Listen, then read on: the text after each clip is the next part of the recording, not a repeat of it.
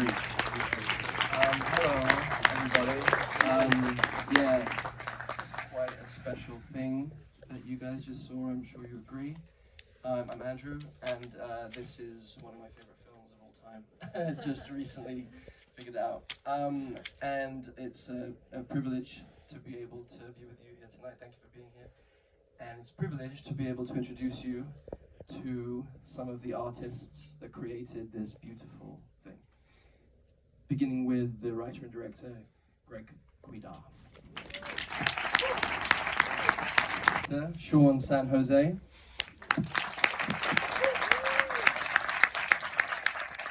Another tremendous anchoring presence in this film, Sean Dino Johnson.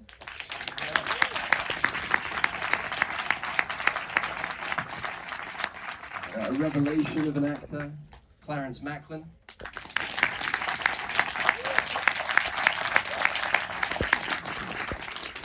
And my buddy, the transcendent, great Colman Domingo.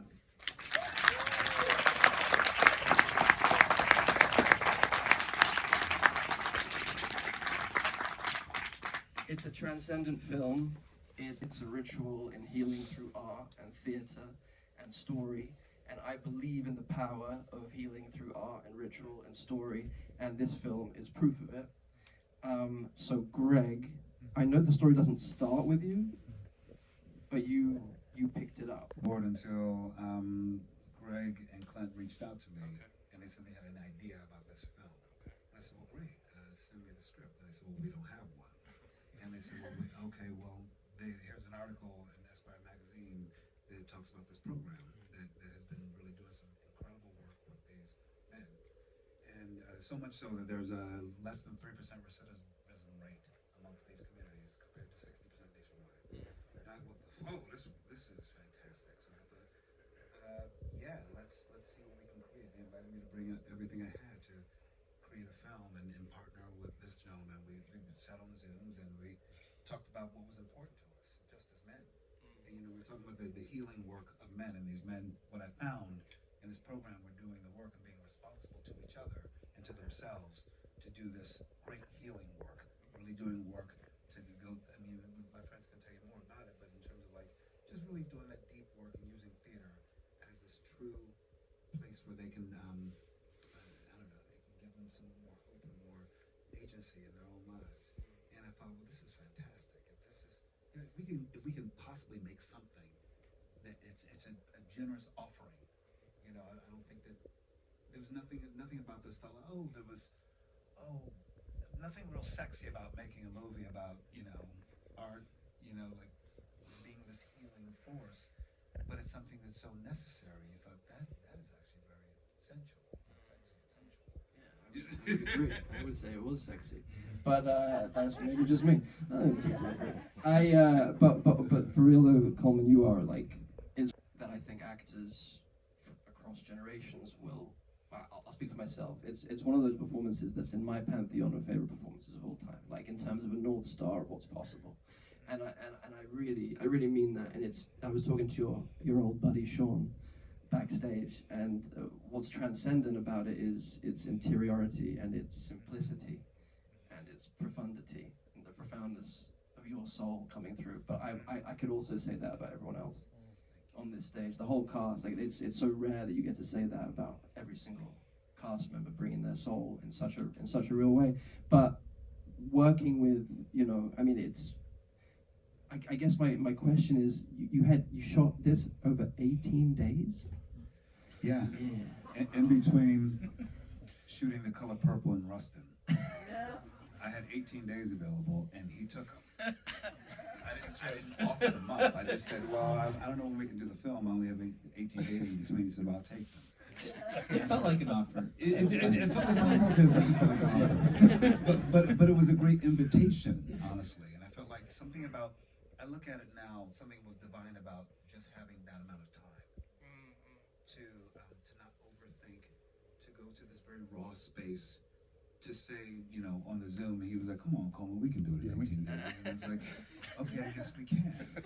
So, but we all had to go in with that sense of vulnerability, to be honest. And like you're saying, that openness, and share a bit of our soul. So to crack us open in a new way, to create something that hasn't been created before, and which is very much a hybrid in many ways.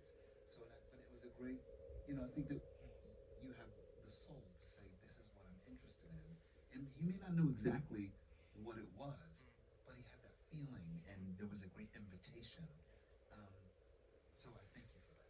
Well, and I think This gentleman is that, and I say it now, I think I can actually really drop in why. When he smiled at me on the Zoom and said, come on, Coleman, we can do it. I actually wanted to do it for you.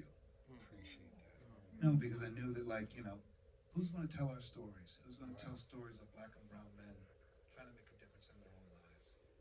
You know what I mean? Trying to have these breakthroughs. And that's what I witnessed from reading that article and what you guys did.